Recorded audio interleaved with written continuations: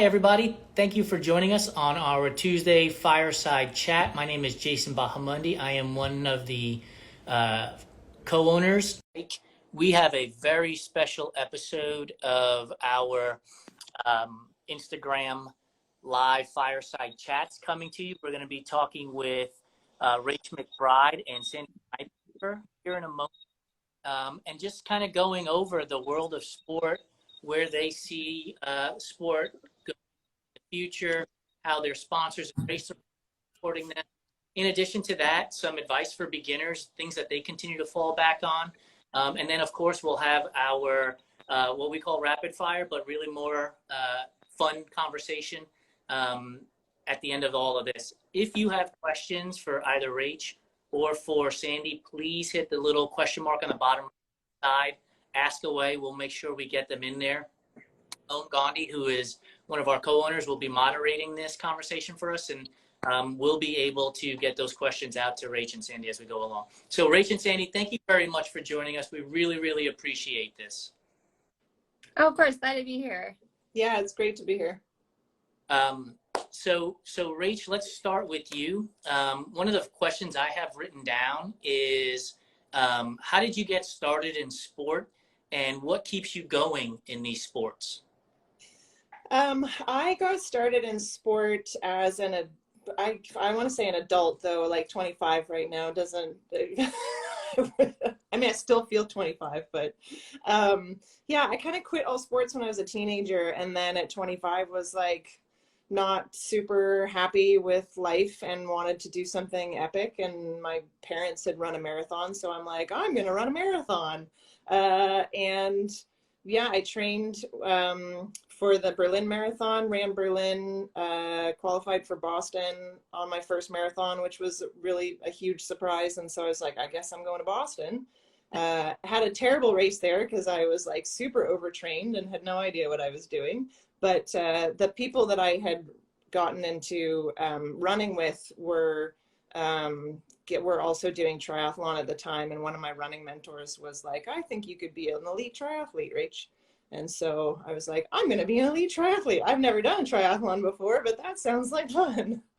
So yeah, so I did my first triathlon. That was in 2006, and like never looked back. Took over my life. And sport has kind of changed for you because, as we were talking in the green room, you're now adding gravel cycling to your list of sports that you're participating in, correct? Yeah, so I raced my first gravel race somewhere around 2013 or 14. So I got into it pretty early on, but I didn't do any of the majors until this year when I was accepted into the Lifetime Grand Prix, which is a elite race series that started this year, and it's been an incredible experience. I raced mountain bikes this year. I've never, I don't ride mountain bikes. I had never ridden a mountain bike really before this year, so that was exciting. Yeah, so I've really kind of transitioned into like going from short course to then like half distance to then Ironman, and now I'm back doing shorter 70.3 races and all of this gravel stuff. It's awesome. It goes to the idea that, you know, we're endurance athletes. We're not runners. We're not cyclists. We're not Ironman. We're endurance athletes. Sandi, Yeah. give us a little history of how you got involved in this sports. I grew up playing soccer, basketball, a lot just with the neighborhood kids. That's what we did like all day long when we weren't in school. And then I played basketball up until my second year of college. And then it's kind of a weird story, but one day, like on summer vacation, I just woke up late. My alarm didn't go off. And I happened to turn on the radio instead of turning on my normal Blink-182 CD. And I heard these guys talking about this Arctic expedition in like Baffin Island. And they were looking for youth ambassadors to go with them. And the applications, I found out later, had already closed, but I applied anyway. So I applied to this youth trekking expedition, 10 days in Baffin Island, and I ended up getting accepted. And all the guides for this expedition were these crazy ultra runners who ran 100+ miles. One guy, Ray Zahab, who's the founder, he ran across the entire Sahara Desert. And so as soon as I heard them telling their stories, I was completely hooked. And so then I came back to Ohio and I quit my college basketball team and I got into ultra running. And so from distance perspectives, how far are you racing these days? What's the distance? It's kind of funny. I started off running 100-milers just because like the people on the expedition, like they said they did 100s. They never talked about 50Ks or 50-milers. So that never even crossed my mind. But then I later learned like, oh, I could actually run shorter than 100 miles. And so lately I really like the 50K and 50-mile distance. I'll definitely do 100 again, but maybe in a couple of years from now when I feel ready again. I literally just pressed the registration button on my first 100-miler in 4 years. It kind of just, life gets in the way and you do things. And then I was like, you know what, I really want to race UTMB.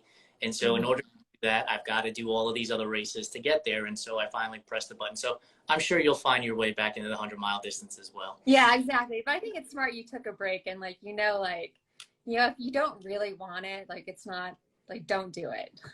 Yeah. Well, that's a great segue. So let's, advice to beginners, because when I tell them, right, guys, if it doesn't light your heart on fire, don't do it. It's okay to not race in a particular distance or a particular event if it doesn't set your heart on fire. So Sandi, what advice do you give to beginners that you were taught and you still practice today and still lean on?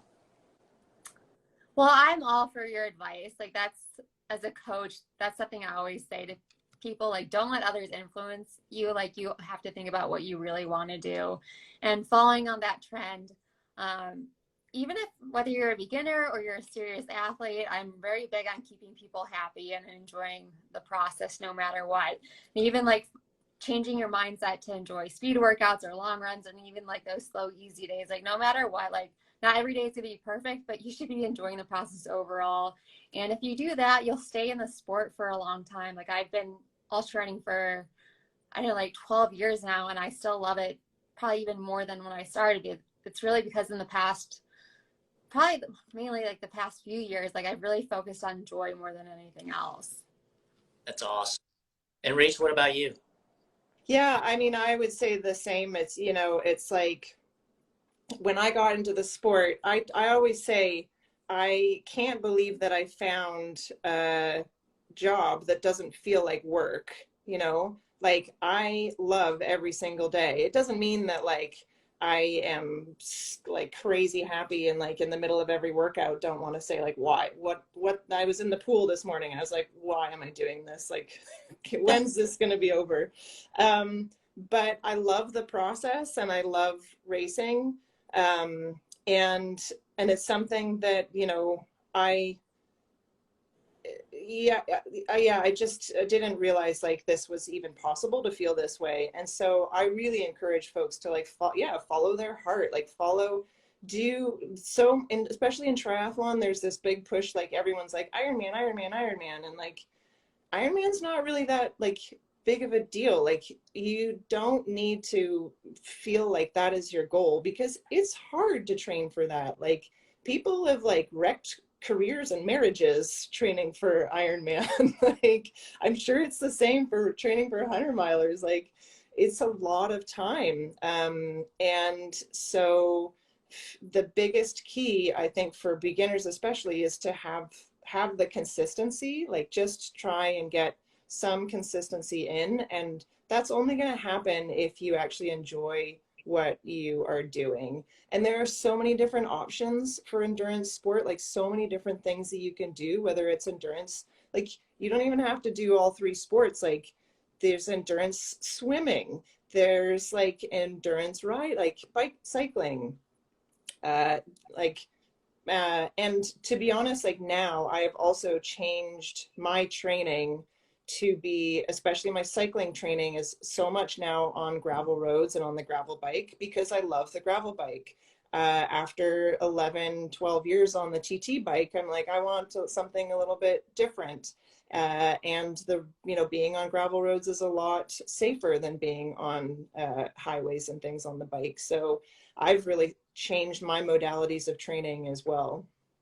So does that mean that eventually you'll change and become one of us ultra runners as well? 50, 100-mile runs? Oh my goodness. I have dreams of like hallucinating in the woods on the trails. Like this is literally my dream. So I keep saying this. I don't know when it's going to happen. I have to make it happen because yeah, it is my dream to be like out in the middle of nowhere on the trails, totally suffering like hours and hours and hours in. I dream of it. Tell Rach what you're doing here this upcoming week. Oh, we can't hear you. I'm going to race the Moab 240 in a couple days. Oh my goodness. Wow. Yeah. So basically that, hallucinating in the woods. What a beautiful place to do that kind of effort. I love Moab. Beautiful place. It is. So that leads to the question, right? And we'll start, Rach, with you. Like, what's the natural progression for an athlete, do you think? Is it always about going further, or is it about finding what the next thing that excites you? And maybe that next thing is continuing in what you're doing. Is there an opportunity for people to be like, yeah, I'd love to go race a 100-miler and then and do a 240 and then maybe stage racing? Is there a path for people, or is it just keep doing what you love? It's just keep doing what you love. Like, you know, I would say, sure, if you want to race Ironman, if you want to race 100 miles, like it's probably a good idea to start off with the shorter distances just to like get the kinks out and see what it feels like, even just to do a multi-sport activity. But there's no cookie cutter way to do this. Like what the biggest thing is to like be fit and have fun. And so it's whatever that looks like for you. If it looks like one year you're going to race a triathlon, the next year you're going to go off and into the woods and race ultras, like, and then the next year maybe you're going to like go swim around an island. I don't know. Like, it doesn't matter. Like, do whatever you want. And maybe the year after that, you're just going to like play basketball. Like, right. Yeah, I appreciate that because your words have resonated with me about swimming and thinking like, why am I here? And I raced Ironman distance events for 8 years. And almost every time in the water was like, why am I doing this? And just about 2 or 3 weeks ago, I thought to myself, I really want to swim a 5K. Like I want to swim long. I have no idea why, but it was something that really, got to me and something that inspired me to start doing the research and gotten to the point now where I'm actually going to put on my own 5K swim race instead. And just have, people join us out here. So Sandi, over to you. So you started running trails and ultras 12 years ago. You were inspired by a handful of people. Sport was one way over a decade ago. Sport is a different way today. Where do you see it today and where do you see it going tomorrow? And I'm going to put it in the context of women being, included in the sports more so today, yes or no? And where do we go tomorrow? That's a really good question. Women's ultra running or just trail running in general has made fantastic gains since I started. Like when I started the mountain running team, it was 6 men and 4 women. And like just the lack of support at those events was just terrible for women. And people spoke up. And now the team's equal and races are giving equal prize money in ultra running. And it's been a push, and this is something that can still be improved, is like there's better media coverage of women. And so I do want to acknowledge that because women have worked very hard for that, and both men and women speaking up made a huge difference. So always continue to speak up. I think some people will look at it now and be like, there's not much more to change, but there still is. For example, I was at UTMB this year just supporting my partner, and I can't remember exactly what it was, but I think they're going to only cover like the top 5 women, but they're going to cover the top 10 men. And like the percentages of women to men in the races is so drastically different over there. Like it's like 10% women maybe in UTMB. And so like the US has made progress. We still have more to go, but I still think we need to spread that progress to other countries and continue to speak up over there. And I still think some brands could do better.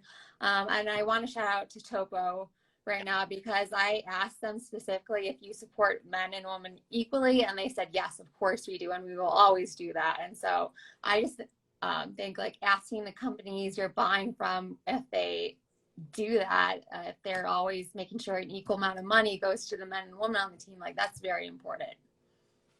That's a great answer. And as we were talking in the green room, like Topo is one of our first supporters of our platform, and could not be any more grateful for them to support not only us, but then getting you and Rach onto this conversation so that we can then show more support and keep rolling that ball downhill so that people can be more engaged and see and hear really more than anything else. Because the written word is one thing, right? Seeing somebody's Instagram post or a blog post is one thing, but hearing from you and from Rach makes a big difference. So Rach, I'm going to pose that question to you as a non-binary athlete. You're participating in multiple sports, gravel cycling, triathlon, mountain biking. Where do you see sport today versus where you saw it when you raced the Berlin Marathon at the age of 25?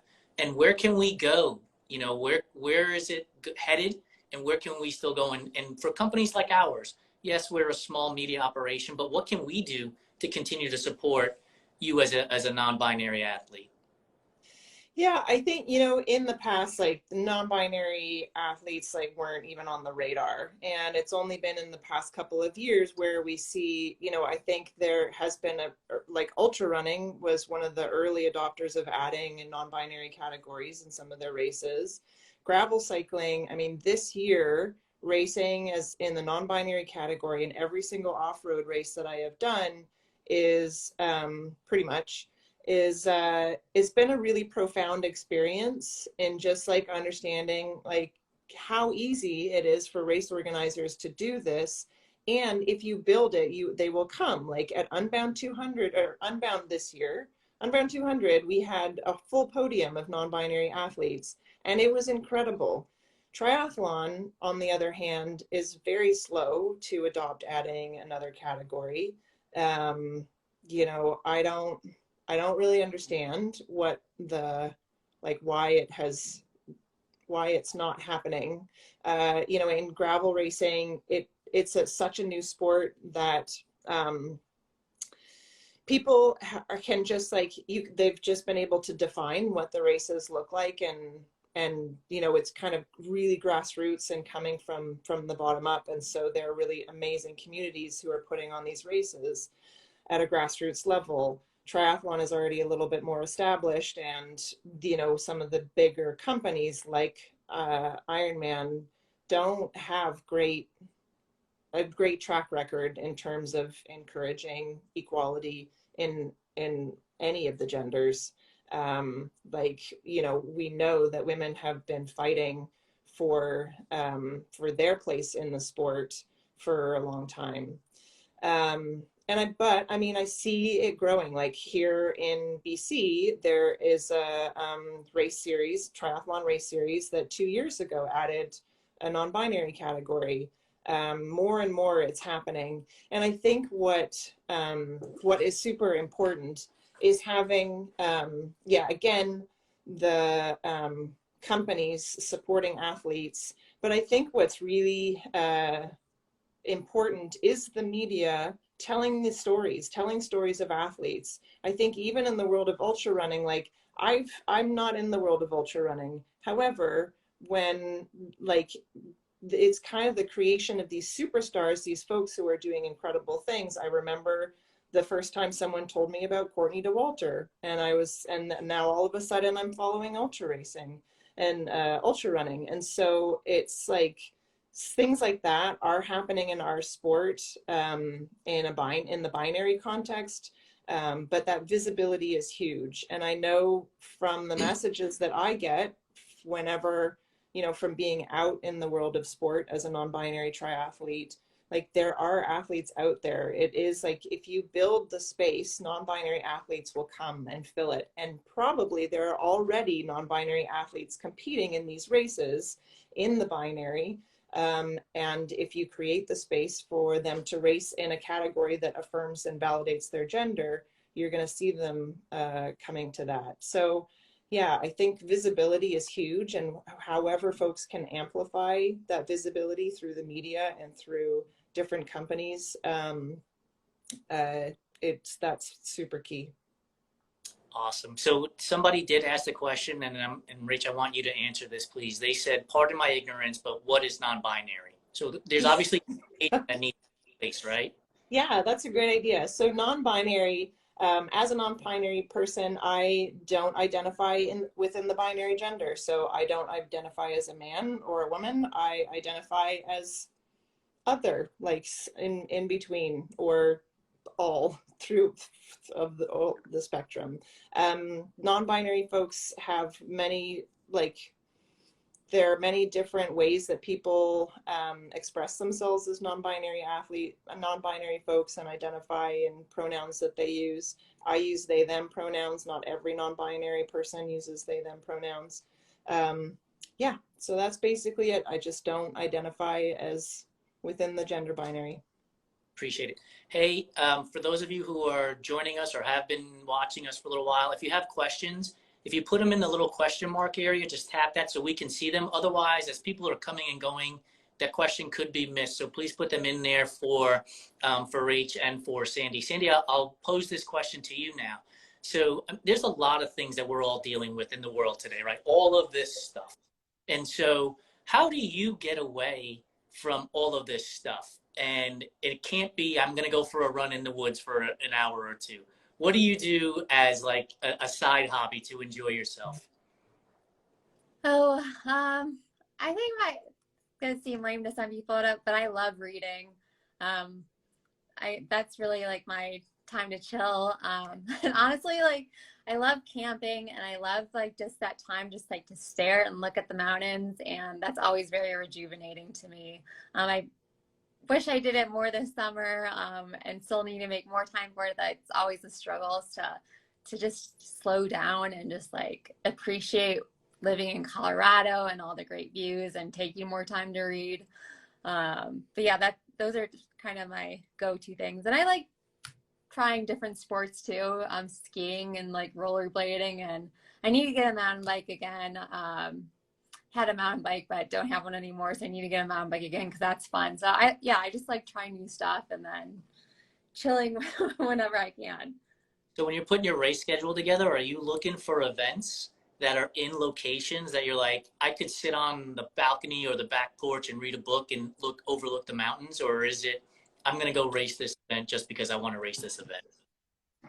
It depends. But I will say I like races the most when it kind of feels like an adventure. So typically like that is more in the mountains or just really stunning places for me. So yeah, where I can just sit outside and be like, wow, this is really stunning here. I'm very motivated by beautiful places. Rach, we'll put the question to you. What do you do to get away from sport in the world for a little while that's not sport related?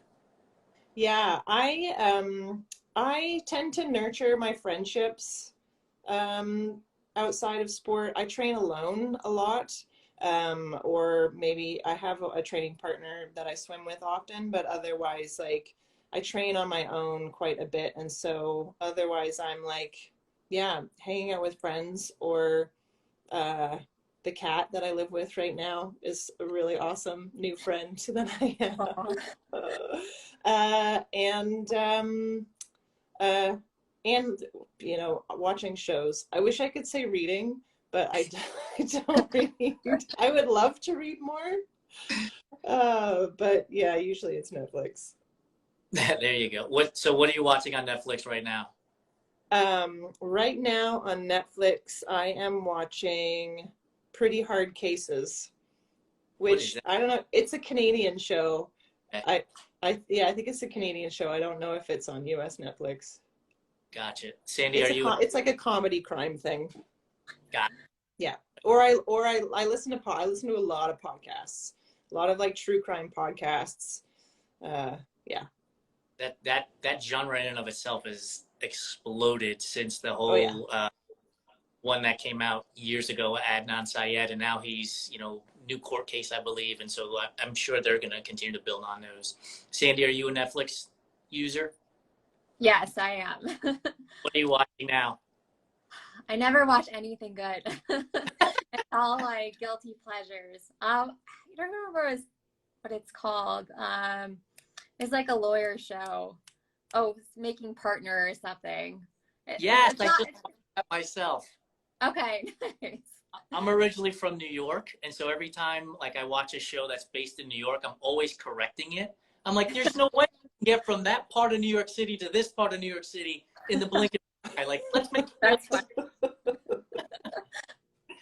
you know. I want to know what Sandi's reading right now. What are you reading right now? What am I reading right now? I have like 5 different books right now that so actually for the first time, this is like a very well-known book that I've never read before, but I read The Alchemist. I just finished that. And that was pretty good. But Rach, I wanted to say I liked your animal answer because that's always, I should have said that. Like I don't have any animals, but I have a lot of, like I know a lot of people have animals. So I just kind of like hang out with those people. One of my friends, she has a farm a little bit away from me and she got a baby miniature donkey and it is the cutest thing in the entire world. Oh my goodness. It's a miniature donkey, but then it's also still a baby and it's just like this little cute cuddly thing. And so I think I'm just gonna like exchange farm work just to hang out with your animals whenever I want. That's awesome. That is fantastic. So, so Sandi, you know, you're an ultra runner, and you talked about UTMB, and you know, when it comes to the hierarchy of races, prestige-wise, UTMB is at the top. Western States is probably there as well. Is there an event that you haven't done that you really, really want to participate in? You know, I get asked this question a lot. I'm never really good at it. There's nothing that really. Oh, actually, I do have an answer. I would love to do Hard Rock one day. I only live like a couple hours away now from Hard Rock, but it's really hard to get into, and like I have to do like 100 just to get into it. Yep. But if you've never been to the San Juan Mountains, like it's really in my opinion, it's the most beautiful mountain range in the entire United States, at least. So yeah, I would like to do that one day. It is gorgeous. I had the pleasure of pacing Ouray a couple of years ago at the Ouray 100, which is like just hard for heart's sake, not for nothing, right? Mm-hmm. It is really, really hard, but it gave me an appreciation for the athletes that are participating in Hard Rock and what they go through to get to that finish line. So Rach, for you, is there an event that you have not participated in that you're like, I really would love to do that one day? Yeah, I'm really intrigued by the extreme triathlons. So like Norseman, Swissman, Patagonman, those races like over in Europe and South America. Those are seriously on my bucket list. And, you know, right now at this point in my career, I am really choosing like locations and courses that are interesting to me. I'm not really focusing on, well, aside from some of the PTO races that are happening, I'm choosing, you know, based on like places I want to go and things I want to see, like races I haven't done yet. So, yeah, the Norseman is definitely on the top of my bucket list right now. So you guys have sponsors. How does it work from the sponsorship level? Like, are companies asking you, please look into this, or are they telling you, hey, this is a race that we need you to do to represent our brand? Rachel, we'll start with you. Yeah, I mean, I have gotten just a lot of incredible support from sponsors. I haven't had, you know, sponsors don't really dictate what races I need to do. I think I'm really lucky in that from what I have heard from other pro triathletes. And so, you know, especially Topo, I've been with them for several years now. And I think I was the first athlete that they sponsored. And it's just the support, especially when, you know, as I came out as non-binary as well, has just been really incredible of just, you know, there was no negativity whatsoever. It was all just, you know, Rach, we just want you to be who you are and your authentic self. And it's been an incredible experience, and I feel so supported by the companies that I work with. Sandi, how about you? Are you picking and choosing races on your own and saying, here's where I'll be? Or are there, hey, we might want you to be at this event?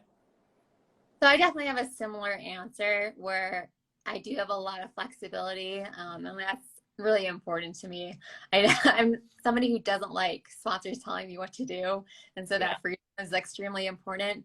But similar to triathlons, like ultra running, there are a lot of companies who want people to do certain races, especially like Western States and UTMB. Like those are being pushed hard from a lot of sponsors right now. So just because like I'm saying I'm not pushed, it doesn't mean that other athletes aren't pushing races. What was your reaction when you found out that WTC/Ironman was getting involved with UTMB and the ultra trail running situation? Oh, I'd be interested to hear your opinion too, since you do both. I think when I first hear about new things being introduced, I try to be very open. And so I'm kind of like, let's see how it goes. Let's see what happens. And to an extent, I'm still that way. I think we're starting to see both good and bad come out of it. Like now it's extremely expensive and hard to get into UTMB. Like you have to be like a wealthy ultra runner to get into it now. And traditionally, like ultra running was just like put on a pair of shoes and go run on trails. And it was a very, not to say like it still wasn't a couple $100s to get into races, but like it was relatively cheaper than getting into UTMB and stuff now. So yeah, I still think kind of see how it goes, and that I will acknowledge when things might not be doing or being, how do I want to say it?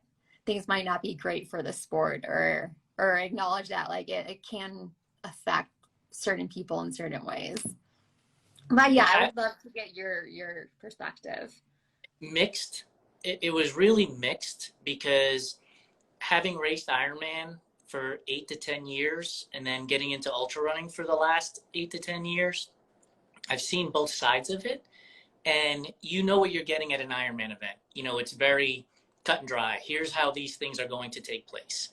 And that's somewhat reassuring and comforting for athletes to know this is how it's going to progress. The other part of it is the grassroots component of it all, similar to gravel cycling and mountain biking, feels like it's getting taken away. Yeah. So when I wanted to race and find a UTMB qualifier, a year ago, I could go race Black Canyon here in Arizona. And so I went to the race website and I was like, but this doesn't make sense. There's 3 events in North America now that you can race to be a part of UTMB points. And that just makes it even more difficult, to your point. And so that side of it, I really don't care for, right? Because now I have to go. I'm fortunate enough to live on this side of the country where I can get to California and the canyons, or to Utah. But if you live in New York or Maine, what are you supposed to do at that point, right? How do you get anywhere for that? Rach, I know you're looking at joining, and I'm going to put the pressure on you to join our 100-mile group at some point. You know, yes. We'll get you. But have you seen like large corporations? I know Lifetime is a big corporation with, you know, the Lifetime series and how they get involved in those things. Have you seen impacts, positive and negative, when bigger corporations get involved in these sports? Yeah, I mean, I think anything that's going to decrease the accessibility of races is like super negative and like very contrary to like the what is happening in the world right now. And I think is really like companies who are doing that are really blind to, you know, getting more folks to like their brand and come and do their races.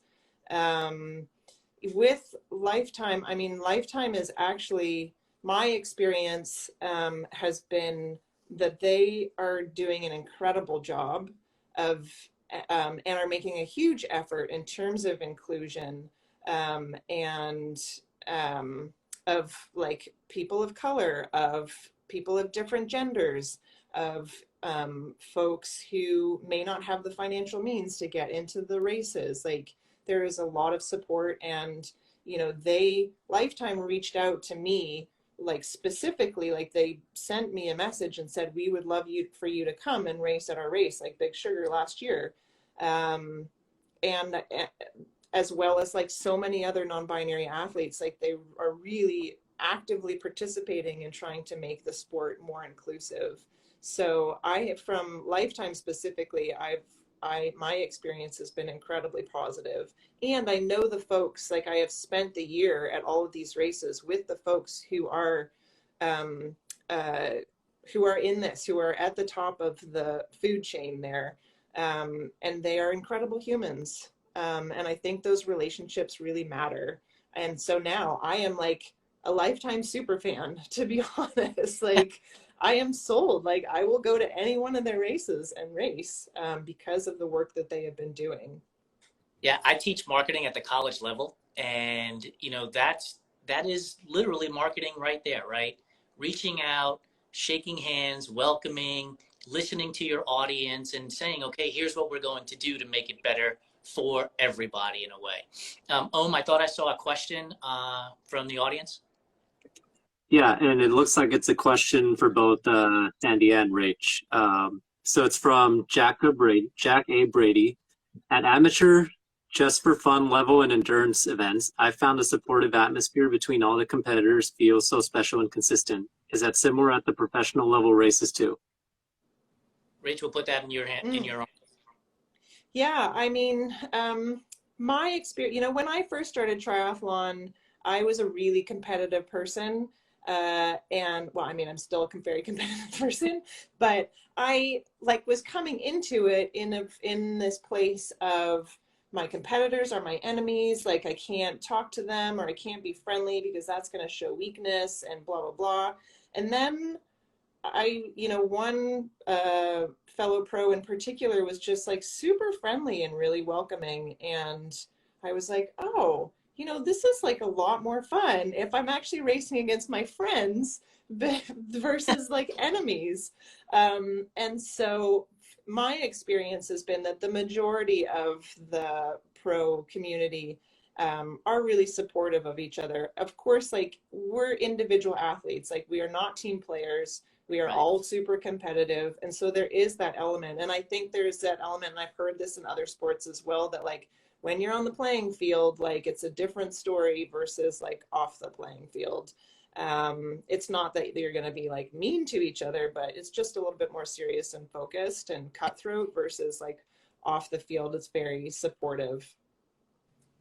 Sandi, your experience? Okay, so I kind of got the question, but my phone like froze for like 2 seconds during the question. And so I'm not 100% positive what it is.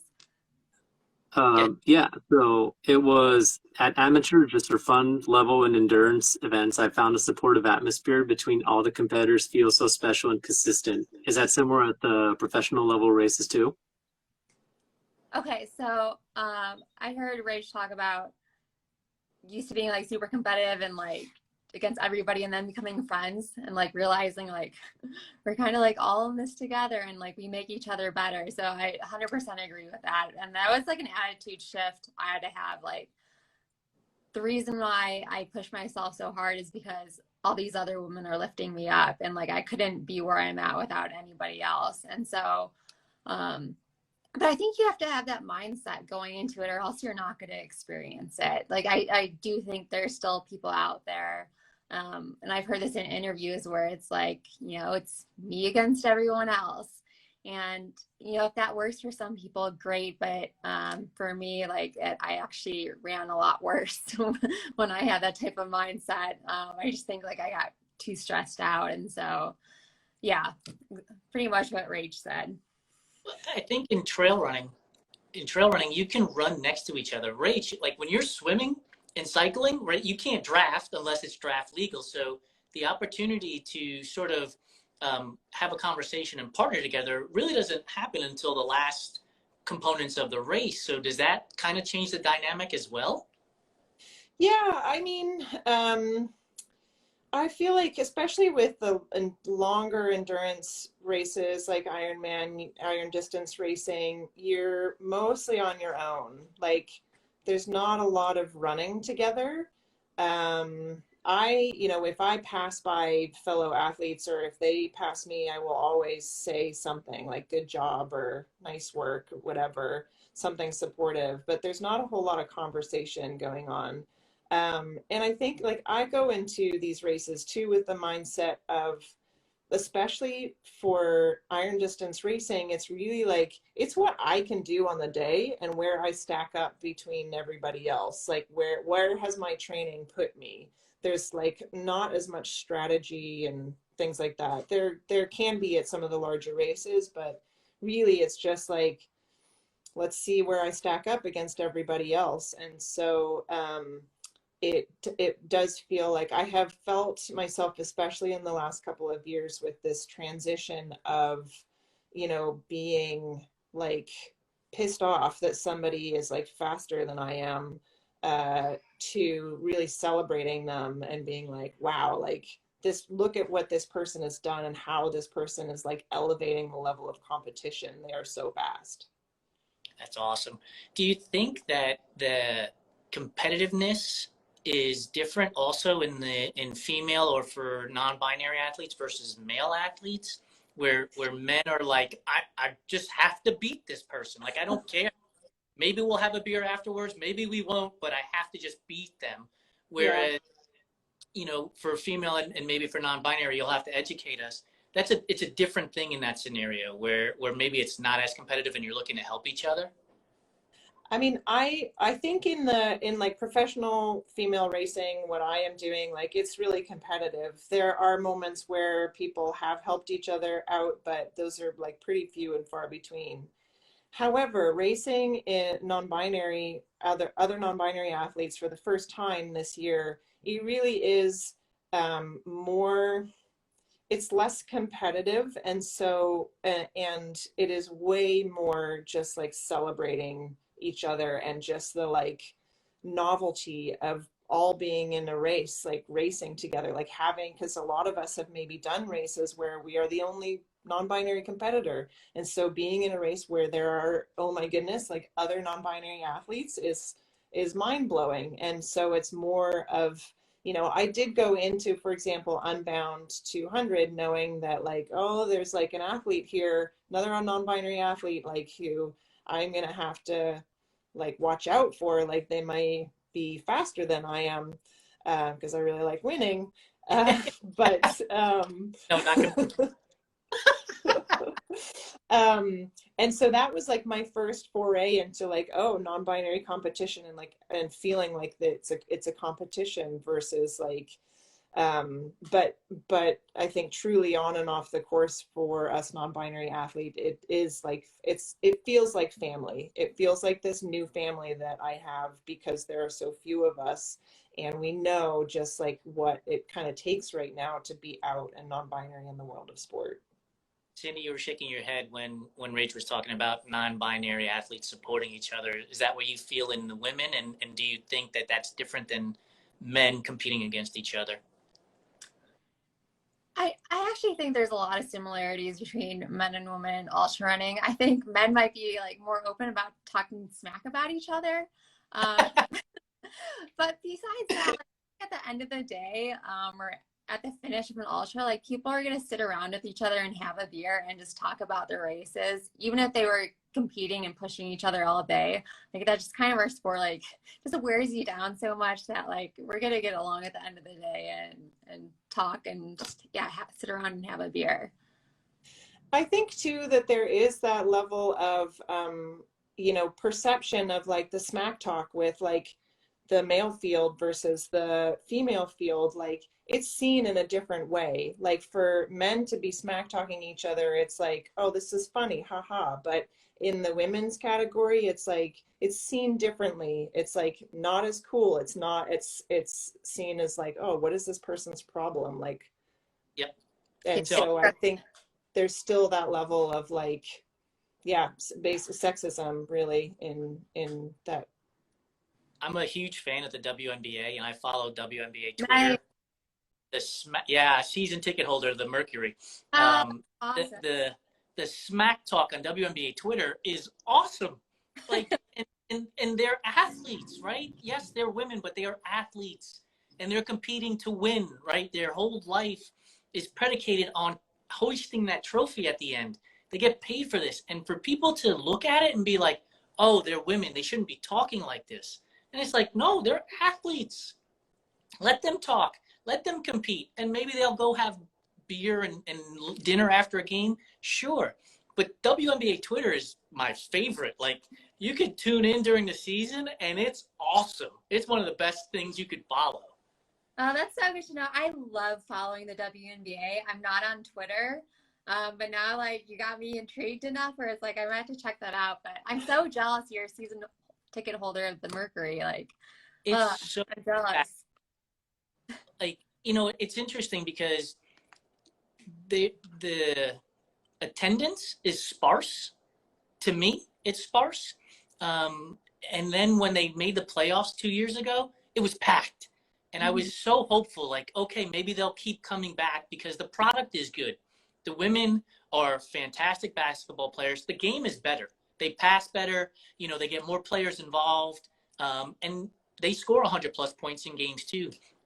Clearly, I'm passionate about this because I just love the game of basketball in and of itself. But watching the WNBA, if I was to raise a child to play the sport, I would show them that game because it's passing, it's defense. It's a lot more than just dunking a basketball. Not to take anything away from the NBA players by any means. They are phenomenal athletes, but it's just a totally different game, and I think it's more team involved in that scenario. You're totally spot on with that. I just think like the WNBA could just be marketed a little bit better because like tickets are affordable, like more than the NBA stuff. So like I think that if it just is marketed a little bit better, and we've seen like when it is marketed better, when it I think in like from 2008 2019, all these TV channels started like showing WNBA more, and there was like a 64% increase in viewers just because like it was marketed a little bit more. And so yeah, I could go on all day about that, but yeah, I appreciate the conversation. It's what we in the media have to do for non-binary athletes and for females too, so that there can be equity in these sports and have people show up because of that, not go away from it because of that. And so our platform really is to help provide an opportunity for people to tell their stories, for women to tell their stories, for people of color, for LGBTQIA+, for physically challenged disabled athletes. If you're watching this and you fit into any one of those categories, please send your story to us. We will work with you on editing it, spelling, grammar, and we will promote it because we believe that there's a spot at the starting line for everybody. That is our vision and mission. And we want to make sure that we carry that through all of our platforms. And so thank you both for joining us. I could talk to you guys all day, but it's been almost an hour. And so we kind of want to jump into the rapid fire questions as we like to speak and wrap this up. So it's National Pizza Month. Sandi, does pineapple belong on pizza? Yes or no? I think so. I like pineapple pizza. You were a friend, and we were cool with the WNBA until we got to that. Rach, does pineapple belong on pizza? Yes or no? I'm going with Sandi. Absolutely. Oh, I love pineapple on pizza. You got the sweet and salty is all the rage right now. Exactly. I gotta bring you guys all to New York, and we'll all go hang out. We'll all grab a slice, and you will not see pineapple anywhere. At least not. Speaking of pizza, so there are three styles. I only recognize one, which is New York, but there is Chicago and Detroit. So, Rach, how are you eating your pizza? New York, Chicago, or Detroit? Whatever is like the thickest, deepest crust. Ay, what's happening here?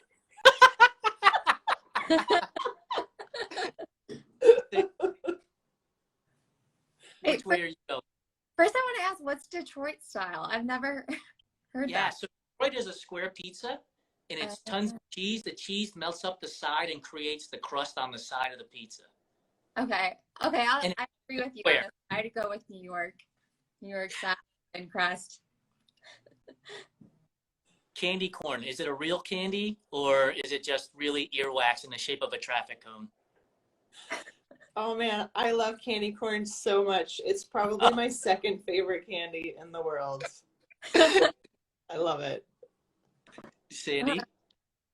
A mix? I don't know, just pure sugar to me. Start taking on trail runs. If it's your second favorite, what's your first favorite, Rach? Like the Swedish berries or Swedish fish, Yeah. like or like jujubes, anything with that kind of like chewy consistency. So chocolate isn't even in the conversation for you?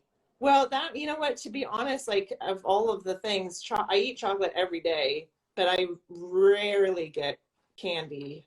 Like rarely, very, very rarely. Halloween, that's pretty much it when I get candy. Sandy, what's your favorite candy? I'm actually pretty similar. Where it's like I don't just go out and buy candy. I will sometimes have chocolate. Actually, I haven't got these in a long time, but Whole Foods makes gummy bears, like vegan gummy bears, and those are pretty good. Yeah. Peeps, Sandy. Are Peeps a real candy or not? Yeah, Rachel, Rach, exactly. Exactly. That's too much for me. I don't even like I liked it when I was a kid, but now it's like I don't see the appeal. Rach, your face gave it all away. Oh, no, they're disgusting. Totally disgusting. This is the 26th episode of these fireside chats, and I've heard more people say yes to Peeps than not, and then even worse, they're like, let them go stale. I'm like, you enjoy eating doorstops? Like, why would you do that? No. No. So we're on the marshmallow. So when you're roasting marshmallows, complete torch or just a light toasting for your marshmallows? Rach, we'll go with you first. I like totally torch them. Totally torch, eat the outside, torch them again, eat the outside, and then probably eat the rest. That's I a love new. that you said that. That's like my exact strategy. Yeah, I right? have patience for like just like slowly turning the marshmallow around. It's like stick it in the fire and I'll blow it out. I just learned something new. I didn't know about the torch and retorch method. That's something I'll have to practice. On Oreos, are you the chocolate wafer or the cream filling favorite? Sandy? Probably the cream filling. So are you a double stuffed person then? Yeah. Yeah, I'm in the same boat. Totally. So a little less, clearly I'm a big food person. I could talk about food all day. But Sandy, you mentioned books. Rach, you mentioned don't read books, so that question's already out.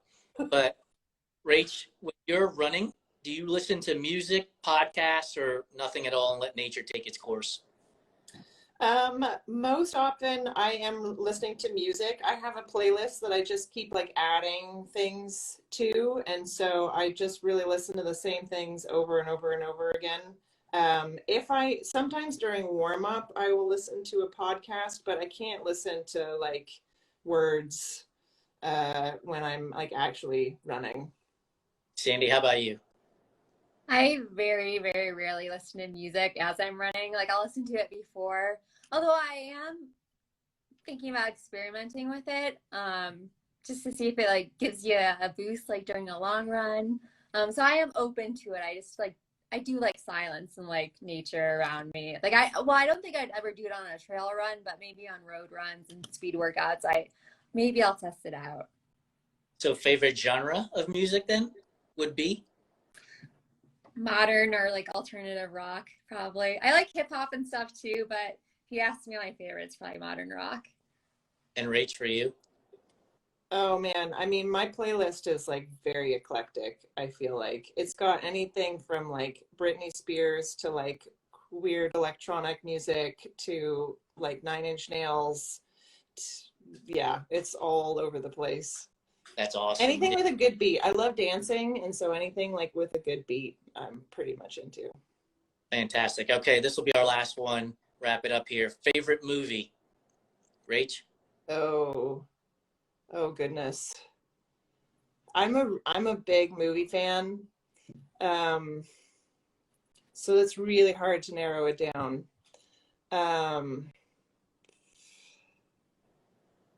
Favorite. All right, how about this? If it's on the TV, you're going to stop and watch it.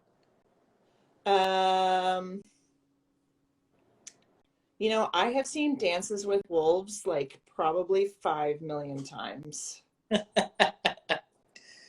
That's an odd choice. Yeah. I think it shows my age too. Well, I'm slightly older than you, but this movie is certainly not in my prime time. My favorite movie is Casablanca of all time. Okay. I, Yeah. I was attending college and I was inevitably hungover, and the local school TV broadcast put Casablanca on as a marathon, and because I was so hungover, I wasn't moving, and I just watched it over and over and over again, and it's now my favorite movie of all time. Sandy, how about you? I have a very sophisticated answer of the movie Elf. I've watched that a few times. I love it. What's a movie that everybody thinks is bad, but you will stop and watch no matter what? So it's not necessarily your favorite movie. Oh. So I'll tell you mine. Mine is Yeah. Mine is Shooter with Mark Wahlberg. Like, it is not a good movie at all, but TBS plays it constantly, and I will watch it from beginning to end every single time. This is a hard question. This is a hard. I feel like I'm like, I know there is something, but I can't pinpoint it. If you pick any Mark, Kanata says The Room. The Room is a good one.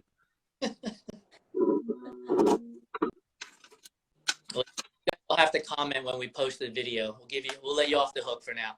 Thank you both so much for joining us. Topo, thank you so much for getting this put together for us. We really appreciate your support. Anytime you guys have anything that you want to talk about, shoot me an email, shoot them an email, and let's get you back on and have another conversation, because this has been a blast. Thank you so much. Thank you. I really respect what you're doing, and like with all these sports, and like making sure it's diverse and like everybody's welcome. Thank you. Thank you. Yeah, I super appreciate the conversation. It's been a blast.